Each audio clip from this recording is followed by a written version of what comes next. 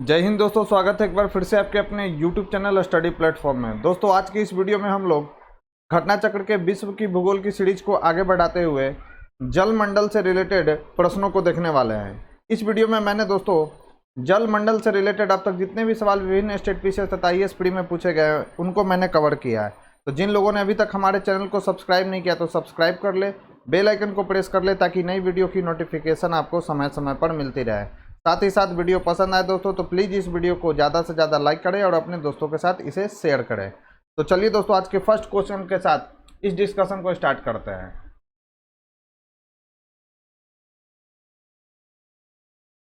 First हमारा question है दोस्तों, महासागर औसत तापमान यानी ओशियन मीन टेम्परेचर के संदर्भ में निम्नलिखित में से कौन सा कथन सही है। पहला कथन है दोस्तों, OMT को 26 डिग्री सेल्सियस समताप रेखा की गहराई तक मापा जाता है, जो जनवरी मार्च में हिंद महासागर के दक्षिण पश्चिम में 129 मीटर पर होती है। तो यह स्टेटमेंट जो है दोस्तों बिल्कुल गलत है।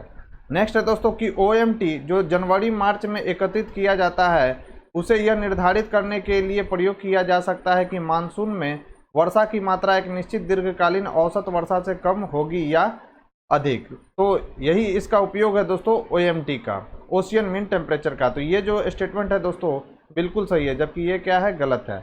अब इंपॉर्टेंट फैक्ट्स देखते हैं दोस्तों इस क्वेश्चन से रिलेटेड। तो राइट आंसर क्या हो जाएगा, राइट आंसर हो जाएगा बी। अब इंपॉर्टेंट फैक्ट्स क्या है दोस्तों, तो महासागर औसत तापमान मानसून के अनुमान के लिए समुद्र के सतह के तापमान की तुलना में अधिक दक्ष है। 14 अगस्त 2018 को नेचर पत्रिका में प्रकाशीय शोध के अनुसार हिंद महासागर के दक्षिण पश्चिम में, याद रखना दोस्तों, 59 मीटर की गहराई पर जनवरी से मार्च महीने में 26 डिग्री सेल्सियस समताप रेखा गुजरती है। इससे महासागर के औसत तापमान की गणना क्या होती है दोस्तों, तो होती है। इस तापमान से अन्य दिनों में परिवर्तनीयता के आधार पर मानसून में वर्षा की मात्रा का अनुमान अधिक सटीकता से लगाया जा सकता है दोस्तों। ये कुछ महत्वपूर्ण फैक्ट्स है दोस्तों OMT से, जिसे आपको ध्यान में रखना है। नेक्स्ट है दोस्तों, पृथ्वी की सतह का वह भाग जो पानी से ढका है लगभग कितना है। तो याद रखना है दोस्तों, पृथ्वी का लगभग 2/3 भाग जो है जल से घिरा हुआ है। तो इसका राइट आंसर हो जाएगा ऑप्शन सी। नेक्स्ट क्वेश्चन है, समुद्र तल पर पृथ्वी के केंद्र के सबसे निकट स्थान कौन सा है। तो याद रखना है दोस्तों, समुद्र तल पर पृथ्वी के केंद्र के सबसे निकट स्थान कौन सा है, तो वह है दोस्तों उत्तरी ध्रुव। राइट आंसर हो जाएगा ऑप्शन ए। तो दोस्तों पृथ्वी के केंद्र से सबसे निकटतम बिंदु उत्तरी ध्रुव के पास आर्कटिक महासागर की तली कितनी गहराई है दोस्तों, तो 4 किलोमीटर की गहराई पर है, जो पृथ्वी के केंद्र से 6553 किलोमीटर की दूरी पर स्थित है दोस्तों। बढ़ते हैं अपने नेक्स्ट क्वेश्चन की ओर। नेक्स्ट क्वेश्चन है दोस्तों, डेटम रेखा क्या है। तो दोस्तों आपको याद रखना है कि डेटम क्या है, तो समुद्र तल की क्षैतिज रेखा जिससे ऊंचाई तथा गहराई की माप होती है उसे ही डेटम रेखा कहा जाता है दोस्तों। तो दोस्तों डेटम रेखा वह क्षैतिज रेखा होती है जिसके सहारे समुद्र तल की ऊंचाइयों और गहराइयों की माप की जाती है। नेक्स्ट है, हमारे जल मंडल का सबसे बड़ा भाग है। तो याद रखना है दोस्तों, हमारे जल मंडल का सबसे बड़ा भाग किस महासागर का है, तो वह है दोस्तों प्रशांत महासागर का। राइट आंसर हो जाएगा क्या दोस्तों, option C. Ring of fire कहाँ पर है दोस्तों, तो ये भी याद रखना है कि रिंग ऑफ फायर किस महासागर में है, तो यह भी है दोस्तों कहाँ पर, तो प्रशांत महासागर में। फिर नेक्स्ट क्वेश्चन है दोस्तों कि 64,000 किलोमीटर लंबाई एवं 2,000 किलोमीटर से 2400 किलोमीटर चौड़ाई वाला एक कटक उत्तरी एवं दक्षिणी अटलांटिक महासागरीय द्रोणियों के मध्य से गुजरता हुआ हिंद महासागरीय द्रोणी और फिर ऑस्ट्रेलिया तथा अंटार्कटिका के बीच से दक्षिणी प्रशांत महासागरीय द्रोणी में प्रवेश करता है। यह कटक कौन सा है, तो याद रखना है दोस्तों यह कटक कौन सा है, तो यह है दोस्तों मध्य महासागरीय कटक। राइट आंसर हो जाएगा ऑप्शन डी। और ये महत्वपूर्ण सवाल है दोस्तों जिसे आपको ध्यान में रखना है। अब इंपॉर्टेंट फैक्ट्स क्या है, तो उपर्युक्त विशेषताएं मध्य महासागरीय कटक से संबंधित है। मध्य महासागरीय कटक जो है दोस्तों, जिसे हम लोग मिड ओशियन रीच के भी नाम से जानते हैं, ग्लोब के चारों ओर लगभग 40,000 मील या लगभग 64,000 किलोमीटर की लंबाई में आर्कटिक, अटलांटिक, हिंद महासागर और प्रशांत महासागर में फैला है। यह पृथ्वी की सतह का अकेला सबसे विशालतम भूगर्भिक लक्षण है दोस्तों। नेक्स्ट दोस्तों, 19 ईस्ट रीज कहाँ पर स्थित है। तो दोस्तों आपको याद रखना है कि 19 ईस्ट रीज कहाँ पर स्थित है, तो यह है दोस्तों हिंद महासागर में। राइट आंसर हो जाएगा ऑप्शन बी। तो दोस्तों 90 ईस्ट रीज जो है यानी 90 डिग्री ईस्ट रीज हिंद महासागर स्थित एक कटक का नाम है। और ये महत्वपूर्ण सवाल है दोस्तों, जिसे आपको ध्यान में रखना है। बढ़ते अपने नेक्स्ट क्वेश्चन की ओर। हमारा नेक्स्ट क्वेश्चन है, भूमि में गुरुत्वाकर्षण जल किस तनाव पर रहता है? तो याद रखना है दोस्तों, भूमि में गुरुत्वाकर्षण जो जल होता है किस तनाव के कारण रहता है? तो याद रखना है 1/3 यानी 1/3 एटमॉस्फेयर से कम पर रहता है दोस्तों भूमि में गुरुत्वाकर्षण जल का तनाव। राइट आंसर हो जाएगा ऑप्शन ए, यानी 1/3 जो होता है दोस्तों एटमॉस्फेयर से कम होता है भूमि में गुरुत्वाकर्षण जल का तनाव। तो भूमि में गुरुत्वाकर्षण जल 0 अथवा 1/3 एटमॉस्फेयर से कम के तनाव पर स्थित होता है। केशिका जल जो होता है दोस्तों 1/3 से 30 एटमॉस्फेयर दबाव के बीच पाया जाता है।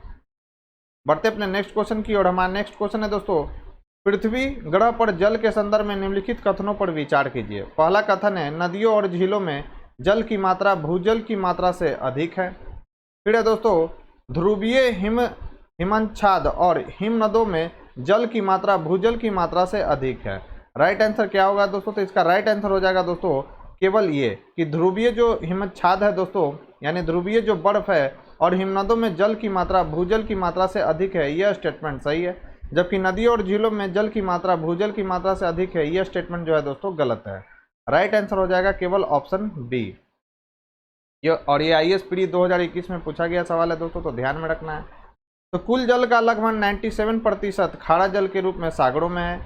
अलवण मृदु जल के 3% में से याद रखना है दोस्तों 2.5% हिमनद और ध्रुवीय बर्फ यानी महाद्वीपीय एवं पर्वतीय हिमनदों के रूप में है दोस्तों, याद रखना है, जो उपयोग योग्य नहीं है। इस प्रकार उपयोग के लिए अलवण जल कुल जल की मात्रा के 1% से भी कम है दोस्तों। अलवण जल की कुल मात्रा कितना है? तो 3% का। याद रखना है दोस्तों 68.7% ध्रुवीय बर्फ छत्रक एवं हिमनदों के रूप में है, जबकि 30.1% भूमिगत जल के रूप में, 0.3% सतही जल के रूप में तथा 0.9% अन्य रूप में पाया जाता है दोस्तों। और ये सभी के सभी महत्वपूर्ण फैक्ट्स है दोस्तों, जिसे आपको ध्यान में रखना है। नेक्स्ट है दोस्तों, निम्नलिखित कथनों पर विचार कीजिए। पहला कथन है, पृथ्वी ग्रह पर उपयोग के लिए उपलब्ध अलवण जल, जिसे हम लोग मीठा पानी के भी नाम से जानते हैं, कुल प्राप्त जल की मात्रा के लगभग 1% से कम है। तो अभी हम लोगों ने देखा था दोस्तों, ये क्या था? यह सही था कि पृथ्वी ग्रह पर उपयोग के लिए जो उपलब्ध अलवण जल है दोस्तों कुल प्राप्त जल की मात्रा के लगभग 1% से भी कम है। फिर है दोस्तों, पृथ्वी ग्रह पर पाए जाने वाले कुल अलवण जल का 95% ध्रुवीय बर्फ छत्रक एवं हिमनदों में आबाद है। तो इसका राइट आंसर हो जाएगा दोस्तों क्या? तो ये स्टेटमेंट जो है गलत है। राइट आंसर हो जाएगा केवल एक ही सही है। हमारे उपग्रह में मृदु जल की सर्वाधिक मात्रा है। तो याद रखना है दोस्तों, हमारे उपग्रह में मृदु जल की जो सर्वाधिक मात्रा है वो कहाँ पर है? तो महाद्वीपीय एवं पर्वतीय हिमनदों, जो कि अस्थायी हिमनद है दोस्तों, उसमें। तो राइट आंसर हो जाएगा ऑप्शन सी। नेक्स्ट सवाल है दोस्तों हमारा, पृथ्वी ग्रह पर अधिकांश अलवण जल यानी मीठा जल बर्फ छत्रक और हिमनद के रूप में रहता है। शेष अलवण जल का सबसे अधिक भाग कहाँ पर है? तो याद रखना है दोस्तों भूमिगत जल के रूप में है। राइट आंसर हो जाएगा ऑप्शन सी। तो प्रश्नानुसार शेष अलवण जल का सबसे अधिक भाग भूमिगत जल के रूप में है। नेक्स्ट है दोस्तों, महासागरीय नितल का सबसे विस्तृत भाग कौन सा है? तो याद रखना है दोस्तों महासागरीय नितल का सबसे विस्तृत भाग जो है गहरे सागरीय मैदान है। राइट आंसर हो जाएगा ऑप्शन डी।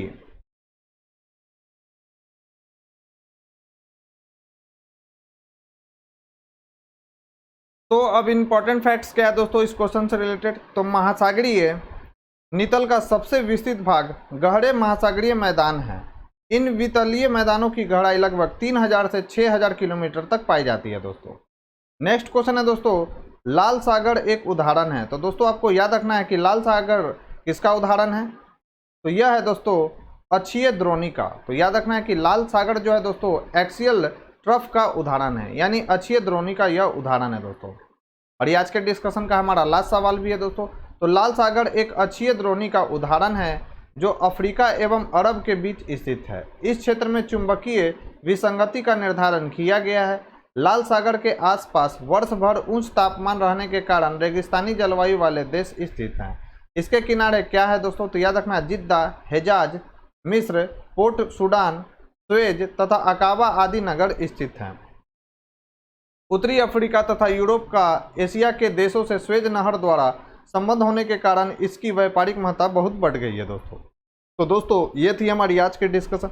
इस डिस्कशन में बस आज इतना ही। यह डिस्कशन आपको कैसा लगा मुझे कमेंट बॉक्स में लिखकर जरूर बताएं दोस्तों। साथ ही साथ अगर ये वीडियो पसंद आई हो दोस्तों तो प्लीज़ इस वीडियो को ज़्यादा से ज़्यादा लाइक करें और अपने दोस्तों के साथ इसे शेयर करें। चैनल पर पहली बार आए तो चैनल को सब्सक्राइब कर ले, बेल आइकन को प्रेस कर ले ताकि नई वीडियो की नोटिफिकेशन आपको समय समय पर मिलती रहे। तो आज के लिए बस इतना ही दोस्तों। Thank you.